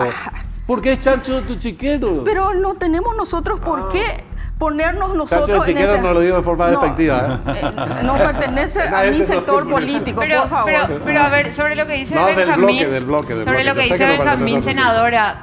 Yo hubiese esperado también que venga del bloque democrático ese tema. Porque si era... Ayer debatíamos esto con Jessy. ¿Qué pasa si era un colorado el que mandaba esos mensajes? Anteayer para ayer ya le sacaban. Pero alguien intentó sacarlo a Hernán Rivas y nosotros nos opusimos también porque tenemos una posición política. No se tiene que seguir jugando con la investidura. Vos, ¿verdad? Sí, pero es diferente. Pero estoy hablando de mí, no voy a hablar de... Pero hay casos y casos. Estamos hablando de... Bueno, ustedes me invitan a mí, yo les traigo mi posición. Pero también te pedimos la posición del bloque. Y lo que pasa es que lo del bloque también fue, solamente una senadora votó a favor de Hernán Rivas y el resto no votamos. Senadora, hagamos el siguiente escenario, si querés, ¿verdad? El miércoles que viene, el oficialismo plantea eventualmente la salida de Busarquis de la pérdida de investidura. Y a la par, ustedes plantean la vuelta de Katia. ¿Cómo se resuelve eso? No, yo creo que si le van a hacer pérdida de investidura, tienen que hacer todo el proceso, que metan, que se vaya a asuntos constitucionales, que traigan el alegato, que él se defienda y después se irá a votación.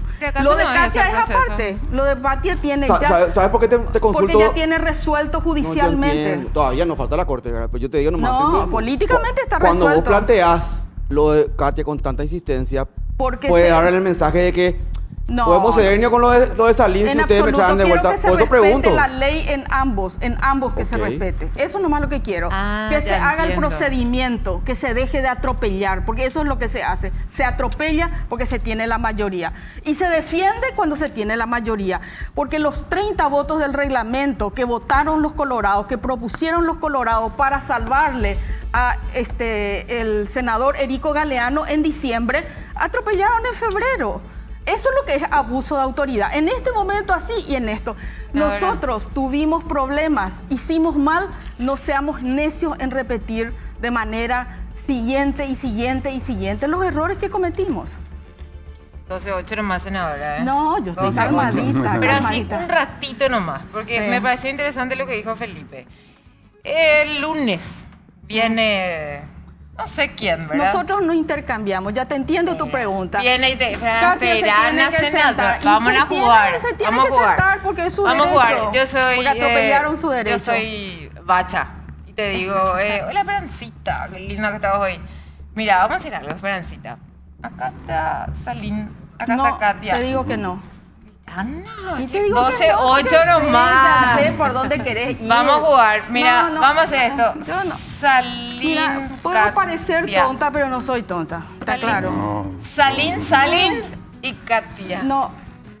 Ni esto ni esto. No. Que se resuelva cada uno en la instancia que corresponde y como corresponde. No me vengan acá que van a negociar. No, pues la libertad, la senaduría de Katia González no es un tema de negociación, es un tema de derecho. Pero en la política se negocia todo. No, ustedes negocian, nosotros no. Yo no soy política. ¿Cómo que no hace política? Vos que estás en este programa y no sos política. Pero yo no soy política.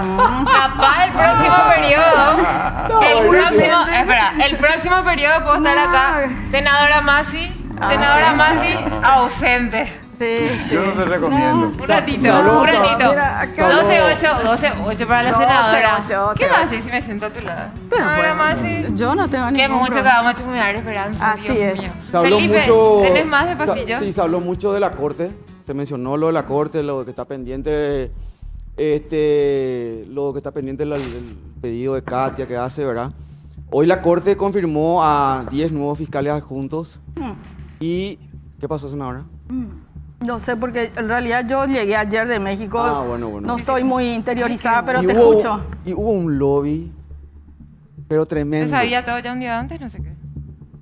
Pero no aceptaban tanto los muchachos. Leí algo por los medios, pero no estoy muy aparte, interiorizada. Lo interesante de esto, más allá de mi opinión, que yo creo que salió una lista bastante potente, digamos, a nivel de fiscales adjuntos y demás. ¿Potente para quién? ¿Para la justicia o para algún sector? Y hay que mirar los currículums nomás. Yo mirar los currículums y la gente que integraba las ternas. Y no, mira que el currículum no es igual que la integridad. Y también el carácter, ¿verdad? Si no te aguanta una tapa de ABC, no servís, ¿verdad? Para ser fiscal, ¿verdad? Pero yendo al punto, no, pero eso es lo que pasa con los fiscales y los jueces, ¿verdad? No, me gusta la frase de la... Quitan 3 tapas en ABC y pero te cagas todo. ¿Verdad? Entonces es imposible tener. Por eso que para mí el carácter inclusive es mucho más allá que el mérito, no sé qué cosa. Pero yendo al punto del lobby que hubo en la corte, hubo una embajada que metió un lobby, pero tremendo. ¿Qué acá sobre Mariscal López? Tremendo. Mira que hay un par sobre Mariscal López, ¿verdad? Y Kubitschek. ¿Qué embajada? Y o sea que metió un lobby potente por lo menos las últimas 36 horas. ¿Qué embajada? Pues doña Petrona no sabe de qué Mariscal López. Estados Unidos, Mar Ósil. Y que después tomó un colectivo ahí a GPS, ¿verdad? En el policlínico municipal. Policial. Te vas a enojar conmigo ahora, ¿verdad? ¿Por qué no digo todo? No, seguir nomás. Cálmense, 12-8. Finalmente salió la lista de fiscales adjuntos y se tuvo en cuenta algunas cositas en la embajada, pero no del todo, ¿verdad? Pero metían presión los tipos. Hicieron sentir su presión. Y es lo que yo también digo, ¿verdad? De vuelta.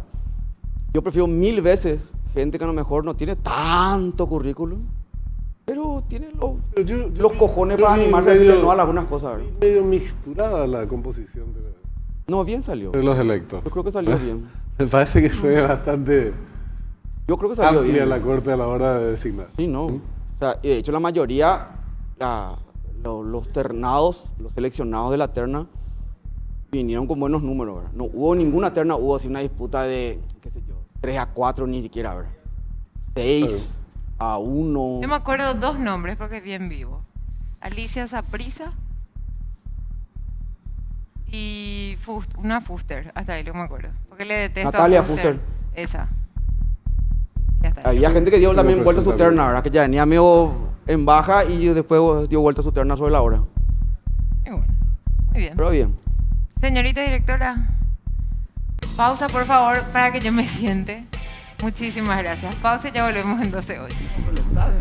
Muy bien, 12:08, siendo las 20:34. ¿Y cuándo estamos de temperatura? 21 grados. Muy bien, bajó la temperatura por acá.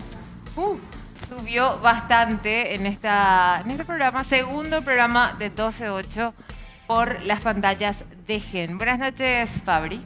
¿Cómo estás, Carmi? Sí, así mismo, bajó la temperatura, igual estaba en general el día bastante fresco. Muy bien, ¿qué nos presentás hoy?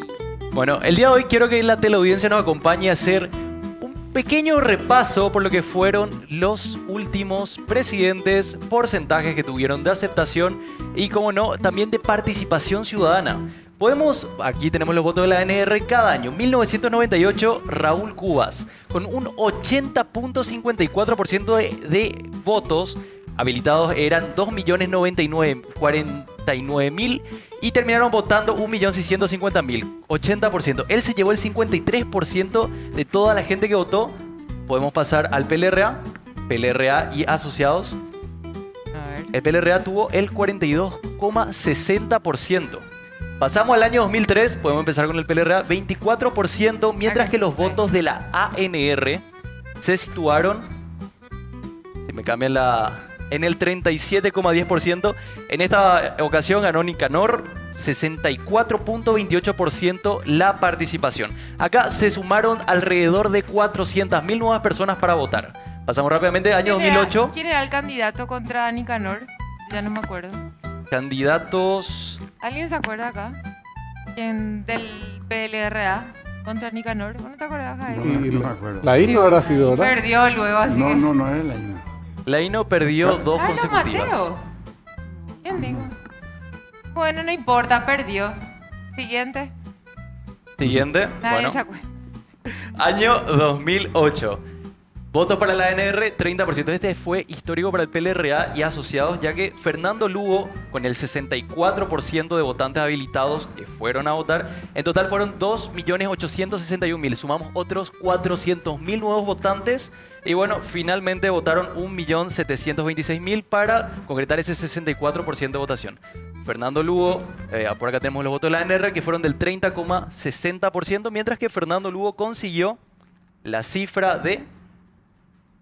Hacemos el cambio. Te resiste 40,90%. Eso, Lugo tiene corazón. Año 2013, Horacio Cartes gana las elecciones con... Perdió contra Blanca. Perdió contra Blanca. ¿Y por qué no le gusta el horario de verano? Siguiente, adelante. Año 2013. Voto para el PLRA y alianzas 36,90%. En este caso, ganó el expresidente Horacio Cartes. 68,53% fue la participación ciudadana. Sumamos más de 700.000 nuevos votantes. 3.516.000 personas estaban habilitadas y votaron 2.406.000. Hay que tener en cuenta que mediante van avanzando los años, es menor la cantidad de participación de votantes. En este caso teníamos 3.500.000 personas y votaron 2.400.000. Pero bueno, estas elecciones se las llevó la ANR con una relativa amplia diferencia. 45,80. No, mentira, esta fue muy reñida. Fue demasiado reñida. Ahí apareció Efraín. 2018, ANR 46,40%, 61% de participación. Sigue bajando la participación ciudadana. Para en este entonces se había nuevamente 600.000 nuevos habilitados para votar. 4.260.000 y votaron nada más 2.595.000 personas. Terminó llevándose Mario Abdo con 46,40%. Y por último tenemos Santiago Peña, que ya no está acá, pero yo les comento. Santiago Peña, cuando ganó nuevamente a Efraín y a Payo, 63,24%, se habilitaron una cantidad de votantes muy grande, 4.782.000 personas, y votaron 3 millones. Fue una participación del 63,26%. Y acá es importante hablar del dato de que El voto juvenil, o sea, personas menores de los 35 años, llegó a los al 42%. 42% de las personas habilitadas para votar eran menores de 35 años. Y en este entonces empezó a hacer una campaña, ya que se decía que el presidente se iba a elegir principalmente por lo que sucediera a través de las redes sociales. Salieron un montón de encuestas y la mayoría daba como ganador a Santiago Peña. Y esto es algo que fue bastante criticado en el momento, ya que la gente estaba del lado de Payo en redes sociales. Vos veías gente en la calle y veías muchas banderas azules. Pero nuevamente las encuestas lanzaban a Santiago Peña como el ganador. Y acá tenemos una de las encuestas para analizar. Encuesta realizada por el Diario de Perú. 38.8% para Santiago Peña, 22.1% para Efraín Alegre y Payo Cubas con el 18.2%. La gente se sorprendió cómo podría ganar Santi. Imposible estas encuestas tan mal. Finalmente fue lo que sucedió. Y ahí tenemos el repaso de lo que fueron las últimas elecciones. Bien, muchas gracias, Fabri. Gracias. Antes del corte, en el bloque anterior, Jaegli planteaba el tema del Pacto de la Moncloa, para que los que por ahí, algunos no escuchaban hablar de esto. Se celebró en España en la década del 70. Fue el acuerdo de las fuerzas políticas que tenía componentes económicos, políticos, institucionales, para iniciar la transición del franquismo. Había muerto poco antes el general Franco, que fue una dictadura terrible en España, y la corona también intervino, tuvo una participación activa para pautar precisamente cuáles eran los ejes de esa transición. Hicieron acuerdos, decía, económicos por un lado, institucionales, políticos institucionales por el otro. ¿Cómo se aplicaría eventualmente un pacto en un país como el nuestro, en donde ni siquiera se discute política? O como decíamos, no hay proyectos para... Está la hoja de ruta del gobierno. Yo, si fuera gobierno, pondría a discusión, muchachos, esta es mi hoja de ruta. ¿Qué opinan ustedes? Si fuera oposición, tendría mi propia propuesta, digamos. Y eso es lo que yo quiero. Jubilado. Que haya propuestas, que no se personalice más. Tiene que haber una propuesta. No podemos seguir en este paisito tan lindo, siendo tan malos los políticos, nosotros los políticos, con la gente. La gente merece vivir mejor. A mí me da mucha pena. Mira, cuando me hablan de informalidad, 67%, no se van a jubilar. ¿Qué te parece? No se van a jubilar. Y estamos nosotros discutiendo pelotudeces, discúlpenme. Sí. Que sea grosero. Con unas discusiones tontas. La pérdida de la investidura y cosas. Sí. Pero acá tiene que haber cosas más grandes. Acá tenemos que decir, déjense de joder, vamos a ponernos todos, vamos a hacer... Hoy todo se sabe qué es lo que funciona y qué es lo que no funciona. No es más como hace 60 años, donde estaba todavía el comunismo. Ahora los comunistas son más liberales que yo. Ya no son comunistas, de hecho. China dejó de serlo. Por eso te estoy diciendo. Buen tiempo. Entonces acá tenemos que ponernos de acuerdo. Yo, personalmente, hablando con Colorado, me dice, ¿pero con quién nos ponemos de acuerdo en tu partido? Sobre eso, hace no muchos días, senadora, ustedes se reunieron con el presidente de la República. Y creo que usted justamente fue una de las voceras luego de esta reunión. Eso fue como una especie de pacto. Creo que usted estuvo muy contenta después de esta reunión. Pidió algunas cosas, eso se cumple, no se cumple, salieron satisfechos de esta reunión. Si nos puede contar un poco más, ya que se está hablando de esta suerte de pacto justamente para que haya una mejor gobernabilidad entre la oposición y entre el gobierno, obviamente. Bueno, en realidad nosotros le pedimos al presidente Santiago Peña de tocar algunos temas para debatir y para lograr, de ser posible, algunas situaciones que se estaban dando para nosotros de manera ya totalmente desviada de lo que tenía que ser en un proceso democrático, y algunas cosas que necesitamos definir con él. Por ejemplo, le pedimos que se terminara justamente con este abuso de la mayoría lo que pasó con la senadora Katia González, o los proyectos que entran se tratan sobre tabla, o se pasa del artículo 40 al 230 levantando la mano, o que se cierra el debate, etcétera. Y el abuso que se iba a hacer con la ley de la sociedad, sobre la sociedad civil, que finalmente creo que el presidente Cartes impuso, digamos, su línea hasta el presidente de la República, que era lo que lamentamos, que no queríamos que sucediera y parece que está sucediendo, ¿verdad?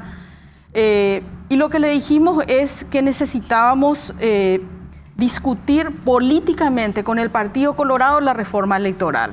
Le dijimos que queremos que traiga la ley de transporte y que se debata la ley de transporte, porque nosotros necesitamos definir eso para el próximo periodo parlamentario, porque es un tema que toda la ciudadanía está pendiente. Le pedimos que se transparente el tema de los recursos de Itaipú, ¿verdad? Porque ahora vienen todos los ministros, vienen y nos dicen que esto se va a hacer con la plata de Itaipú, pero no está en el presupuesto. ¿Quién sabe? Itaipú y el ministro. ¿Qué sabemos nosotros, los parlamentarios, que somos contralores? No sabemos nada. El ministro Riera dice tanto, yo tengo 72 millones de dólares, no sé, 62 millones de dólares que yo voy a gastar, pero no les voy a decir a ustedes en qué.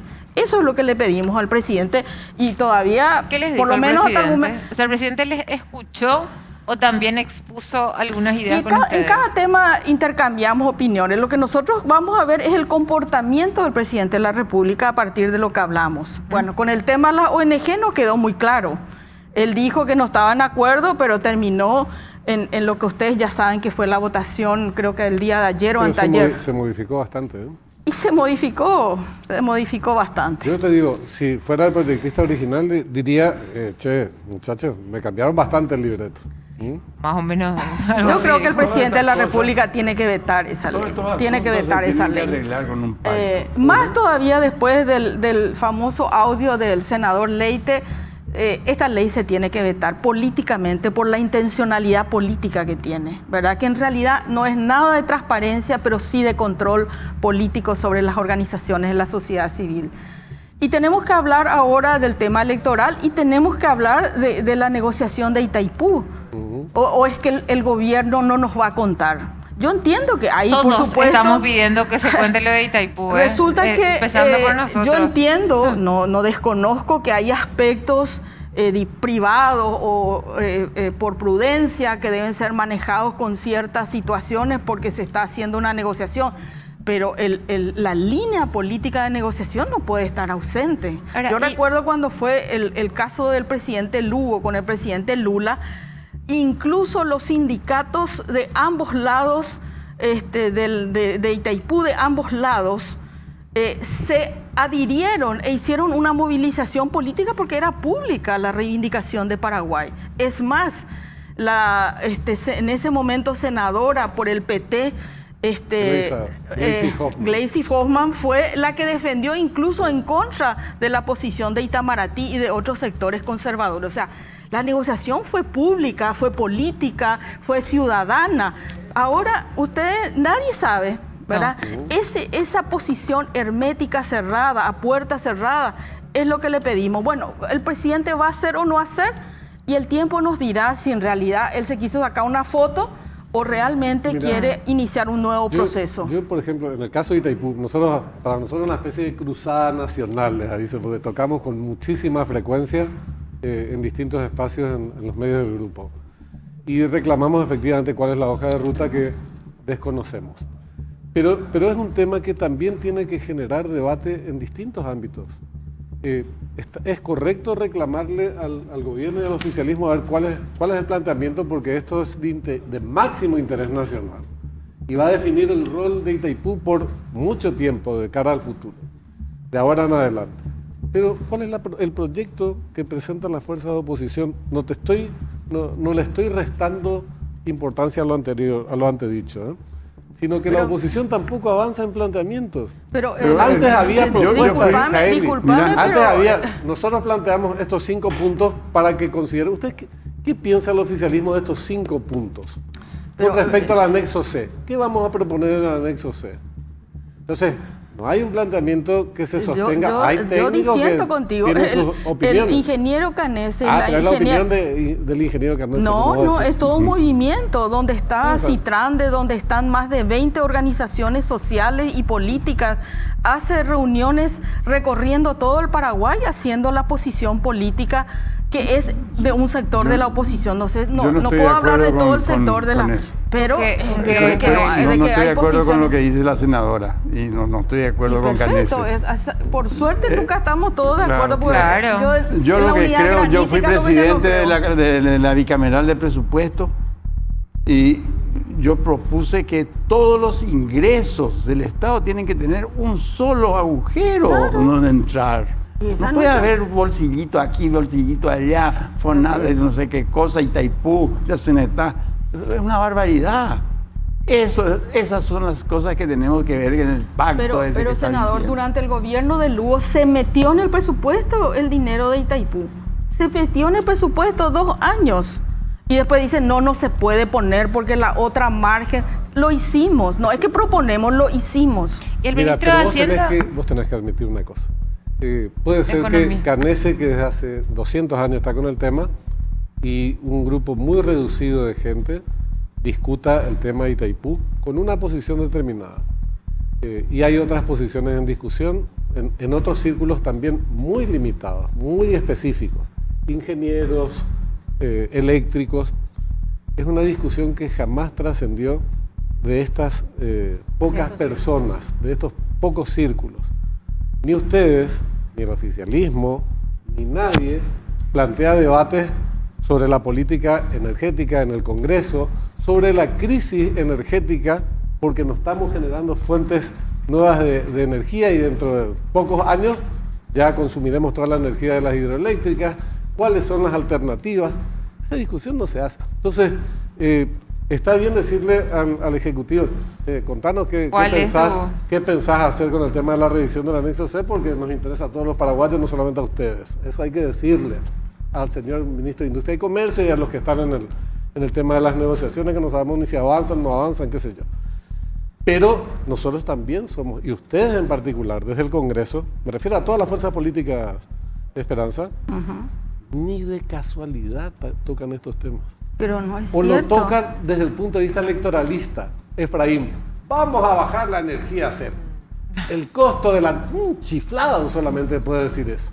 Funde el Estado paraguayo en 24 horas, ¿verdad?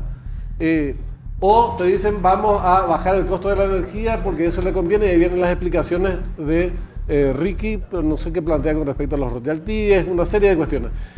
Es un debate que no se plantea, no me vas a negar. Pero una política económica lo que se pasa puede hacer. Es un eje. Pero claro, lo que pasa es que lo que se está haciendo con Itaipú es una vergüenza.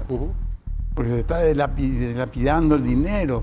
Itaipú es una usina eléctrica que tiene que vender su energía y nada más, y punto. Bueno, esa es una alternativa. Agarrar su dinero. Eso quiere Brasil, punto y aparte, el resto es todo bola. Benjamín, yo te desafío que hagas una encuesta con la ciudadanía y le preguntes si Paraguay tiene que retirar el 50% y vender a precios de mercado, si esa es o no una posición de la ciudadanía paraguaya. Te voy a decir algo, Paraguay va a retirar nomás luego el 50%. Sí. En muy poco tiempo. Sí. Porque vamos a necesitar nuestro mercado interno. Ese es un hecho fáctico. Sí. O sea, esa discusión, es un tema, te digo, en este momento ya hace 15 años era crucial lo que vos me estás diciendo. Hoy no es. Hoy la discusión es esa. ¿Cuál es el rol futuro de la Itaipú Binacional?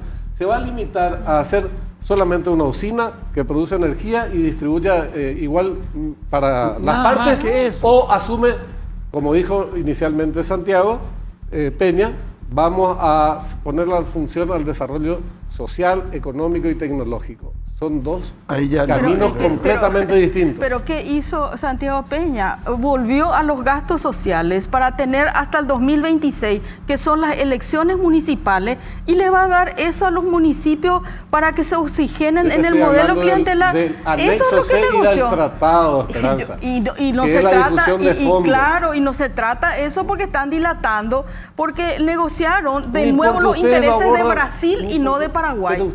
Lastimosamente. ¿Pero qué no vamos a tener? No, pero ¿dónde está el debate? A ver, pero porque no hay los espacios posibles. ¿Cuántos espacios tenemos en nosotros los en discursos televisión? en el Senado, No. en los discursos en diputados, y dentro de las limitaciones que tenemos, yo te puedo decir que esto se discute en muchos municipios, en muchos lugares sociales. Claro, nosotros no tenemos la disponibilidad de los medios de comunicación. No, pero ¿qué te estoy diciendo? Por ejemplo, vos me planteabas recién el tema de retirar el 50% de vender energía. Claro. Bueno, en parte de eso se acordó, por ejemplo, la venta de la energía a Brasil en el mercado brasilero en abril pasado. En parte. Eso se tiene que plasmar después en el anexo C, en el tratado de Itaipú. Y eso es lo que hay que discutir. Pero apenas uno de los aspectos que tiene que ver con la soberanía energética. ¿A nosotros nos conviene aumentar los royalties para que Paraguay tenga ingresos o no nos conviene aumentar los ingresos y limitar a lo que dice Hailey, que es una alternativa? No, acá queremos la energía lo más barata posible, entonces Itaipú a partir del 2027, porque este acuerdo va a estar en 2027, el celebrado en abril pasado, a partir de entonces solamente va a cubrir, la tarifa es para cubrir sus gastos operativos. Y eso va a significar una tarifa de $9 más o menos el costo de la energía. Entonces, esa discusión es concreta. O no nos conviene eso. Nosotros queremos que Itaipú sea una fuente de ingresos de plata, no solamente de energía. Entonces tenemos que aumentar los royalties, tenemos que hacer obras complementarias, esclusas de navegación, puente aquí, generar fuentes de energía alternativa, energía solar. Así es. Yo te pido que le invites a Ricardo Canese y a Mercedes acá y que debata esto, porque todo esto se está discutiendo. O sea, vamos a decir no la teoría, sino los hechos concretos. ¿Qué hizo el gobierno? Primero, en el caso de Marito, quiso negociar a escondidas, ¿verdad? Sí, que casi le costó el puesto, a no ser que le salvara el presidente de Cartes y el cartismo en su momento. Así mismo. ¿Verdad? Después ahora, hizo el acuerdo, ¿eh? Peor que aquel secreto. ¿Qué le dijimos nosotros? Hay que invertir en el sistema eléctrico para que el sistema eléctrico pueda ser atractivo para la inversión, ya que tanto se quiere inversión en este país. No es que la gente va a venir porque acá no se paga impuestos. Acá la gente va a venir si hay infraestructura, si hay educación, si hay salud, si hay justicia. Esos son los que atraen a un empresario serio. ¿Qué estamos haciendo nosotros? Vendiendo a las criptomonedas. La que menos empleo genera. Si nosotros queremos salir de este 60% de informalidad, de gente que hoy no tiene un trabajo decente, queremos salir de eso, tenemos que crear empleos. Y para crear empleos tenemos que cambiar el modelo productivo extractivista del Paraguay. Y uno de los temas clave ahí es... Ahí Alfredo se va a enojar ya contigo. Mira, una cosa nomás. Yo soy leseferista. Quiero decir una cosa yo nomás. Quiero de la plata. Al yo final. no quiero que Itaipú haga nada social ni nada por el estilo. Una cosa, porque le quiero decir a la gente. Pero ¿quién? Infraestructura eléctrica. Nosotros no somos dioses para decirle qué tiene que invertir. A los dos les quiero decir algo. Y a la gente. Los dos dijeron 2 horas dura el programa. Y no se callan ahora. Terminó el programa. A mi cocinera, saludos. Terminó el programa. Por comenzar ya. Gracias, senadora. Muchas gracias por venir. Gracias a ustedes. Nos vemos el próximo periodo en el Senado. Gracias, Hailey. Gracias por venir, Hailey. Espero mi regalo. Y seguí hablando. Gracias Benja, gracias Jessy. Nosotros nos vemos mañana. Esperanos, Hailey. Despedí por lo menos el programa. Hasta mañana a las 7. Hasta mañana a las 7. Fuerza.